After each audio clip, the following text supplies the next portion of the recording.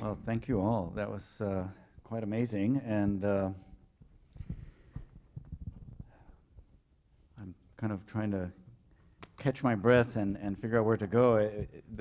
As all of you, I have a question for yeah, yeah. As all of you were speaking, I was noticing an unusual parallel that with Daniel and with Mondongo, the work is very political, but it's very deeply articulated through an engagement of art history. And I know, like with Abraham and Amalia, that the work is also political, and it's very much coming out of lived experiences on the margins of society. And so I guess I'd have like a mirror set of images, questions. Where is that relationship with art history, and why would that matter, for one? And I guess with Daniel and Mondongo, we typically think in a traditional sense of art as separate from politics. Why is art history, in many ways, the language through which one must address the same pretty much lived experiences of poverty and violence and oppression? And I know, Daniel, I mean, one of your more powerful works from last year was the kind of a recreation of the letter of the death of Marat. And so there's that, one of the more famous kind of paintings. So I wonder if any of you want to take up that question, which is kind of mirror images of each other. Well, art history was always a key point in our work. It's a point of reflection. But on the other hand, the slums and the villa are very close to us, because when Juliana was a child, she lives almost in a villa. Then, in a shanty town, yes. When I met her a little girl from a shanty town. And he lived in my home, very close of the shanty town, and he was almost dead. I never, yes, he had it. But after that, we grow up and we meet each other at the art school, and after that, we always try to make a point in the history of art to try to talk about something. And our work is always trying to, for 15 years, trying to bring painting to our contemporary society. And then it's a starting point to talk about our society. I think it's much better, because you are related to history and to the future also, because we are trying to do new things.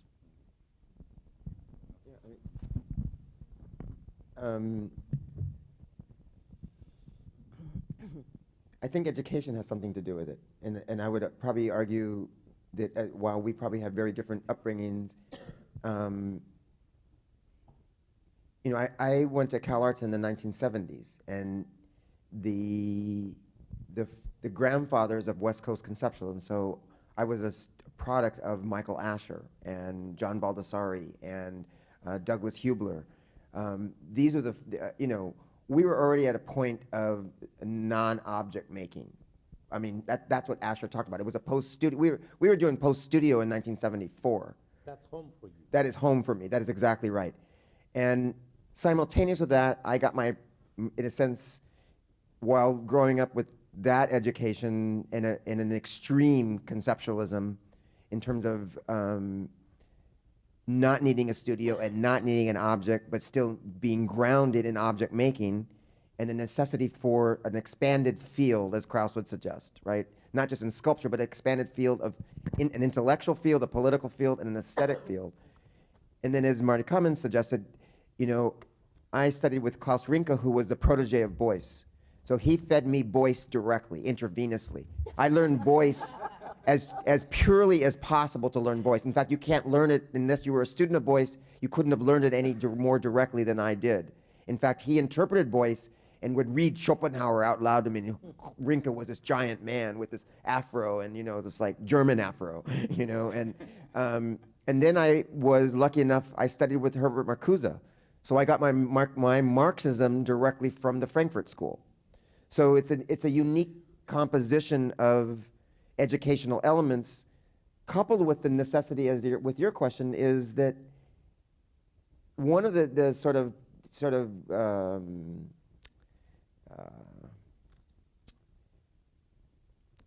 one of the more difficult circumstances to deal with in the United States is that we lack history, and that our lack of history is our failure to recognize our original sin. And the original sin in this country is that we have not willing to grapple with the fact that this country was built on both slavery and genocide. And unlike what had happened in Nazi Germany, the Germans have worked very, very hard at trying to reconcile their past. And it is evident when you go to Germany, and it's particularly evident when you are in Berlin. Everywhere there's a monument or a memorial or a discussion about what had happened. They are trying to reconcile their past. We do not want to reconcile our past. We will not even admit our past has happened. So therefore, those sins are what weigh the heaviest on us. So for me, the only way for me to project a future is to go backwards, by which to look at our history of being human, and then project us forward into what I would consider almost a science fiction space, a space of the ultimate imagination, one that takes us outside of consideration of being earthbound. And that in being earthbound, then by utilizing our history, we should do what we suggest we do. We need to learn from our history. Because if we do not learn from our history, how can we imagine ourselves advancing any place further than we are right now? So history has always been prevalent in the work, whether it's art history or human history or the way that we have evolved on this planet. So history has been imperative. Well, you spoke of the whole mirroring, and I have to say that I didn't know your work well. Mari Carmen introduced me to it, and when she started talking about autoconstrucción, and I looked at some of the things, rascuachismo just leaped into my head, because that was the term that we use, which was, and I say this because I think it's about the idea of the vernacular, the everyday. When my parents immigrated from Mexico, my father during the revolution, my mother a few years after, we lived in undocumented communities, and we lived in communities that were sort of on the periphery of the mainstream. And I want to recognize in the audience tonight is Tomás Ibarra Frausto, I believe he's at the top. And Tomás wrote the seminal essay on rascuachismo. And many years later, because I fiddled around with it in my own head about women's work in our lives, our domestic lives. And, you know, I came from a long generation of women who made things, and my whole family were inventors, and, you know, we took the discards of society, we made things out of them. Yeah, there's something called Rube Goldberg machines. I don't know if people know what those are, but they were like a comedy thing, but it was also very real. So my family made Rube Goldberg machines all the time. They were very rascuachi, you know. It's like everyone else had English pit bulls, right? No, we had English bulldogs. I don't know why. And so they lumbered around, and when we weren't there, they had to be fed. So they developed these little machines where, you know, you hit a bat that hit a ball that hit a thing that washed. And then the food opened, and the dog ate, and this is water. And there were always some people making things. Chicanos are big on cars. My first works were car art, and, you know, metal flake sprays and tuck and roll, because that's what we did. So this idea of rascuachismo was very natural to us. It became an art term, but it really wasn't about art. You would say about someone, "Ay, están rascuacha," you know, and that sort of meant like they were like, their bra strap was pinned, they were in their chanclas in the grocery store, they had little manchas of like food on their clothes or whatever. And I myself was, it's hard to believe now, but quite rascuacha in my youth. And so when those terms came into usage, and, you know, we're the first generation. No, I talked earlier about the differences in our generation, but we were the first generation to get an education. And my parents were undocumented. My mother went to grade school, my father maybe to 1 year of high school. So it wasn't something that was given to us. So in that process of being educated, you know, so falsely, needless to say, there was a desire to try to give language to what we were doing, because no language existed. No language existed for the kind of things we made, which came from the traditions of our families, you know, who rented machines to pour cement, to make their own patios, because because rich people had patios, but we wanted them too, but we had to make our own. And then of course, our families were the ones who went and made their patios for them. And so I think that when I saw your pieces, and especially to see the images, it's very touching to me.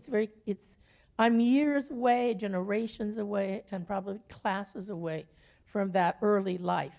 But I think that in the Chicano idiom of the first generation, just like curanderismo, just like the altares and the ofrendas, our generation was the first making a translation of an original experience that began in Mexico and now had to live in the periphery of American life.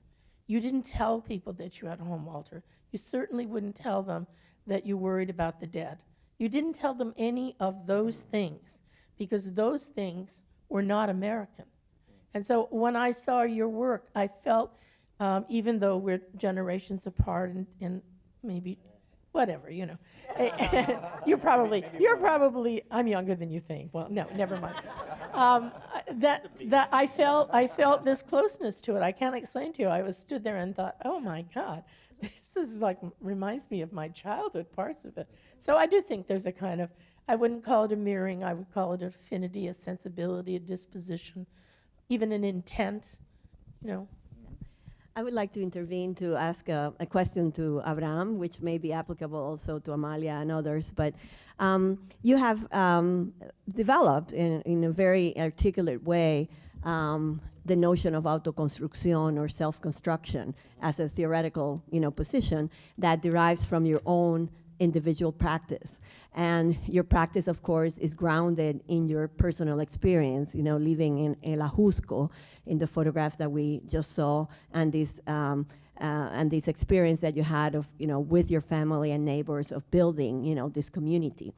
But that, the idea of working with shanty towns, with recycled materials, is something that many artists have done, since the 1960s, 1970s.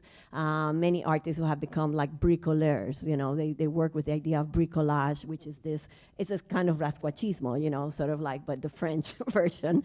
And you have artists who have, in just one particular case, a Slovenian artist, for instance, who made an intervention at the Palais de Tokyo based on a Venezuelan shantytown. I mean, she kind of appropriated that experience and, turned it into an installation.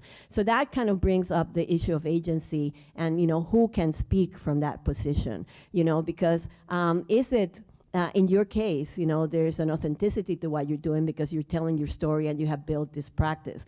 But for anybody else coming out of, a different experience and appropriating, your experience to say something, do you think that is, and which is something that happens frequently, in contemporary art practice, artists who think they can parachute and kind of talk and appropriate, that kind of experience and speak about it because it may be perhaps fashionable in the art world or perhaps, fashionable in other, intellectual circles. What do you think about that? Thank you, Mari Carmen. This is a very easy question. Eh?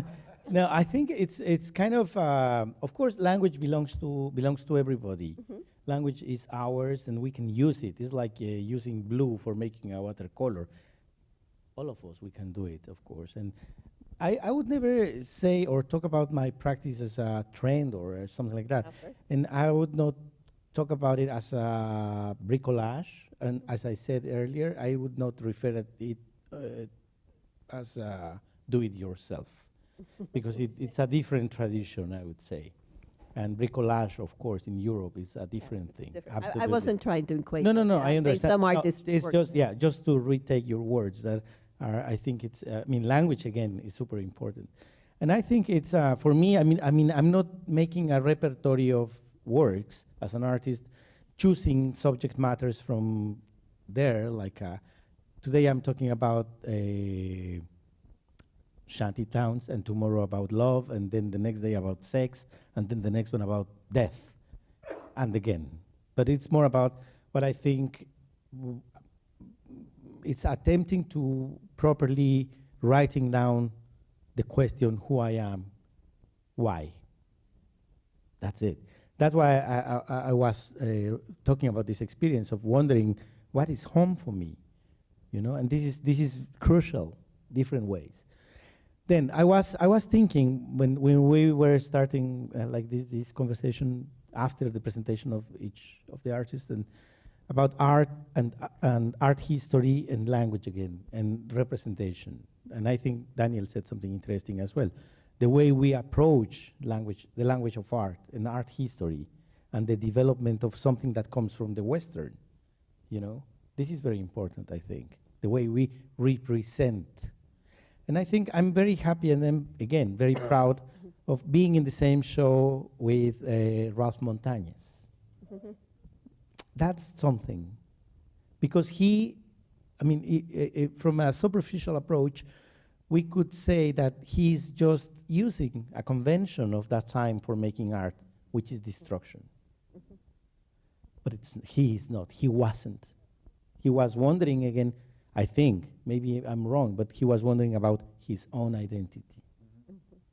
Different ways. But also along with persons like Gustav Metzger. Can you imagine what was home for Metzger? A German Jewish living in the UK, escaping from maybe himself. He had no passport.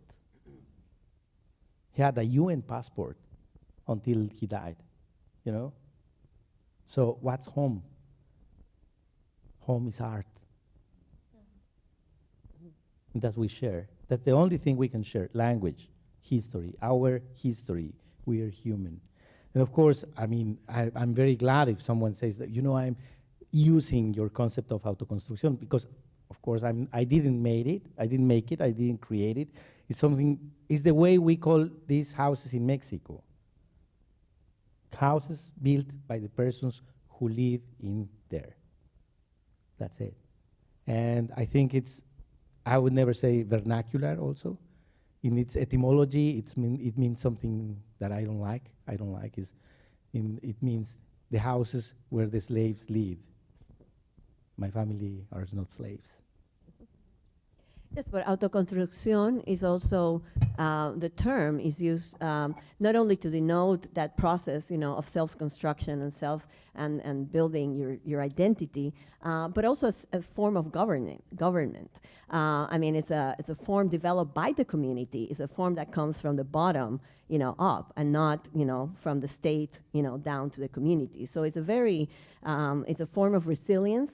It's a form of resistance, you know, to the parameters of the state, which in Mexico has been authoritarian, as you have said, and it's a form of liberation also, and it becomes a form of organization of citizenship that I think is very important, and all of that I believe is conveyed, you know, by the way that you have articulated this term in relation to your practice. Yeah. Yes. Maybe what I would add to that in listening to you, and what perhaps is fascinating about the conversation at this point, is that we all are looking for who we are, some form of self-identification. The self-identification, though, which is fascinating, hearing that we are different ages, coming from different places, different types of origin. I would argue that it's about while you use autoconstruction as a terminology, right? I would call it self-determination, coming from my perspective. Mm-hmm. In self-determination, we interpret, we are, given that, as Amalia made the distinction, we are different generations, and in order to identify oneself, one first identifies what you are not. In identifying what you're not, you then start to, at least in my case and people that I grew up with, we saw ourselves more as explorers. We needed to define the world that we existed in, and therefore we were willing to take chances on experiments in life, period. So that the mere existence, the process of living through a set of experiences helped us to define how we existed. So in my case, very much informed, as you suggested earlier too, the coupling sort of my education with conceptualism, but my father, I grew up in an art and technology home. Mm-hmm. My father worked for NASA, and the very first machine that landed on the moon, which was called a surveyor, My father designed all the optical systems for that. So I grew up in a home where we had the very first picture that was taken on the moon, which is done through negation. The surveyor could not take a picture of itself because the camera looked outward. So what it did is it took a picture of its shadow through negation of itself from the sun projecting its shadow onto the object with a shadow onto the surface of the lunar moon. That was its own picture. It was its own self-portrait, right? That picture was in our dining room, right? The first selfie. Actually, the very first selfie in space, if you want to use that particular terminology. Selfie determination. Yes, indeed.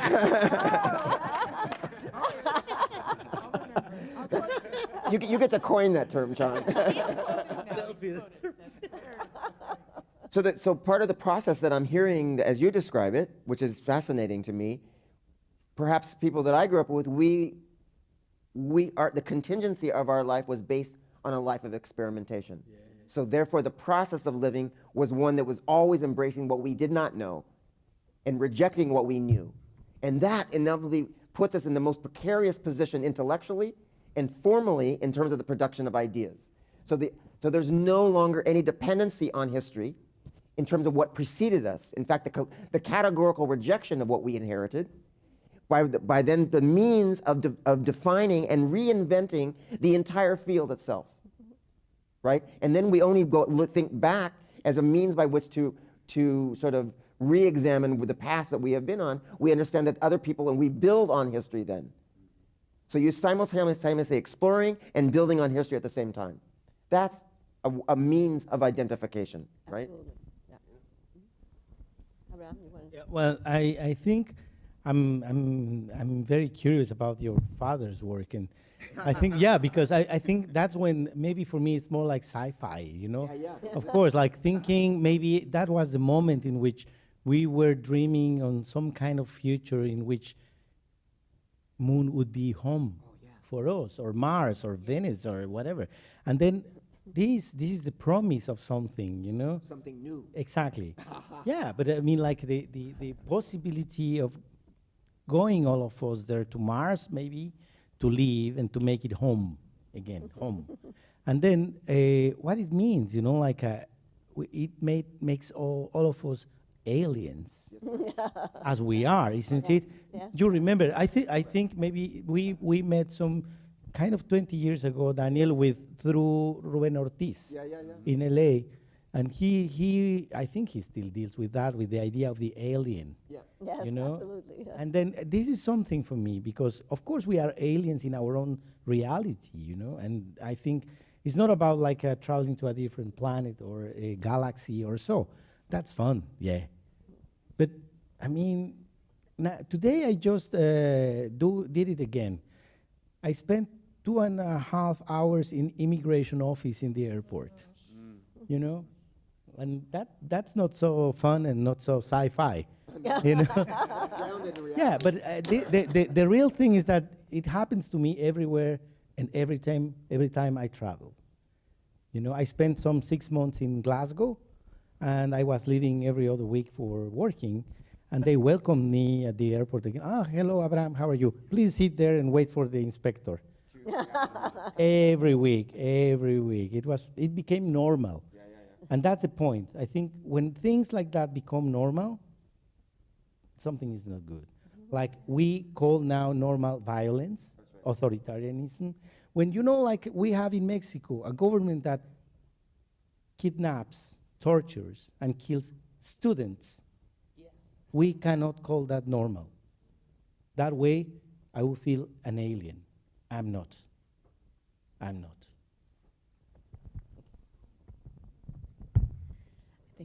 Yes. I think we want to open it up now to the public, and particularly first to the other artists who are participating in the exhibition. I don't know if you want to make, if you have any comment or any statement related to what has been discussed here. We're now on the moon, so if you could bring us back, bring us back to Earth. Bring us to the self-determined selfie.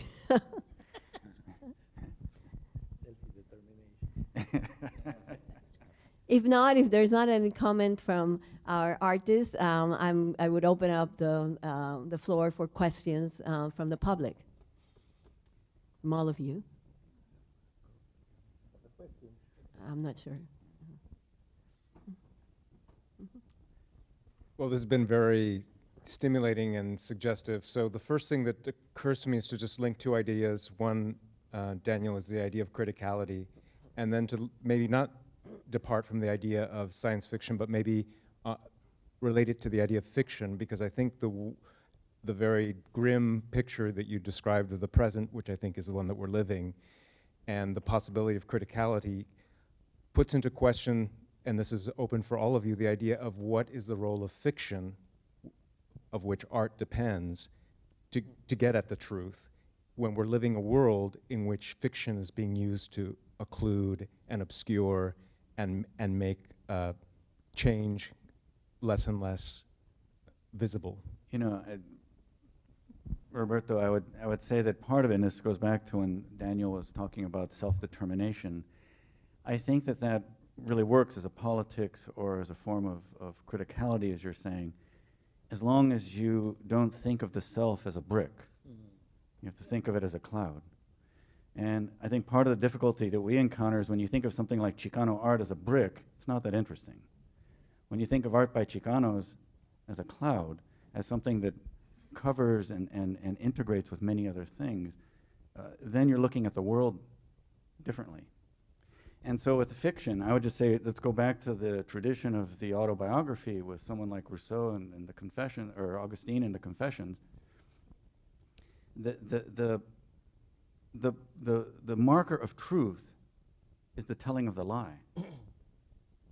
Right? That if you are only speaking the truth, you have nothing to measure it against. And I think that you think of the lie as a fiction, and I think that's what makes art so powerful. It is to kind of really play between those rather than to think of what one is saying as an expression, whether of self or of society, as a brick, right? So that would be my kind of response.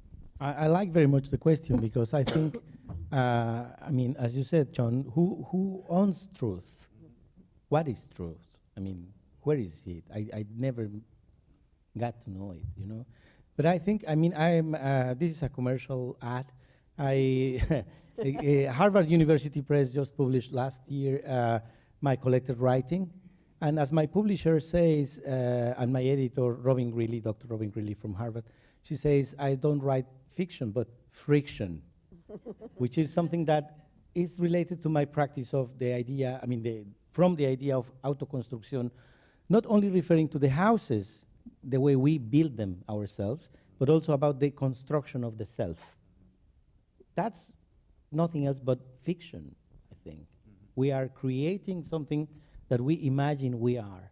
That's my case, I mean. Mm-hmm. I'm glad you mentioned the book because certainly, again, to kind of push this mirror thing, you're a prolific writer as well, and the issue of criticality, of locating it in the work, but also in the writing, in one's intellectual work. And Amalia is also somebody who's kind of published rather extensively as an act that is in alignment with the artwork, but is also separate from it. So I think that's an important aspect of.